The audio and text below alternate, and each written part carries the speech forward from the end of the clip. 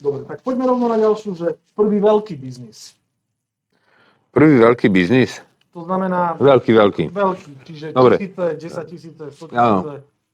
Zistil som, že sa dá zarobiť na počítačoch. V komunizme, že proste tam bolo embargo. Dobre, aký rok? Bavím sa 87, 6, 7, 87. Ja som mal 5 rokov. No a môjho kamaráta otec bol dosť movitý, mal dosť peňazí, tak som ho nahovoril, že nech mi požiča 200 000 korún. Počkaj, ale jak si prišiel k tomu nápadu?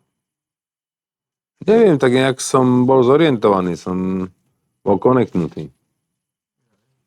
No a vedel som, že tie počítače sa dajú dobre streliť komunistickým, socialistickým organizáciám a vedel som, že sa to dá predať cez bazár, lebo priamo ste to nemohli, ty si ako súkromník nemohol predať socialistické organizácii, ale keď si to dal do bazáru, ten bazár to od teba vykúpil, nechal si 10%, vykúpil to, dal to na pult a do toho bazáru mohli prísť občania, kúpiť to, alebo mohla prísť socialistická organizácia a ten bazár vyhodil faktúru a tým pádom to bolo v poriadku. Dobre, čiže počítač stal koľko?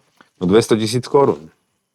A predal si ho za koľko? Za 1 000 000. Dobre, počuješ. V komunizme sme urobil na jedno ráno 800 000. 800 000 korún v čase, keď priemerná mzda mohla byť okolo 2000 korún. No, menej.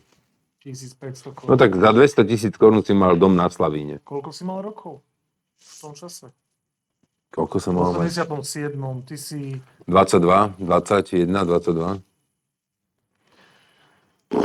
No a tých počítačov som urobil viacej. Počkaj, koľko viacej? No viacej, no tak... Tých peňazí prvých, čo si zarobil? No áno, to som vrátil, polovičku som vrátil tomu otcovi a to, čo mi ostalo, tak som mal kapitálne... Áno, tak potom nemohol si to urobiť dvakrát. No už by to bol trestný čin. Raz si to mohol spraviť v komunizme. Trestný čin špekulácie. Však kedysi obchod bol zakázaný v komunizme. Čiže existoval paragraf trestný čin špekulácie a tým pádom raz si to mohol urobiť. Však aj sa ma pýtali, prečo som to predal. Potom si to urobil ako? A potom brat išiel. Áno, potom išla frajerka, potom išiel kamarát. No takto som to robil. Ale bolo to legálne?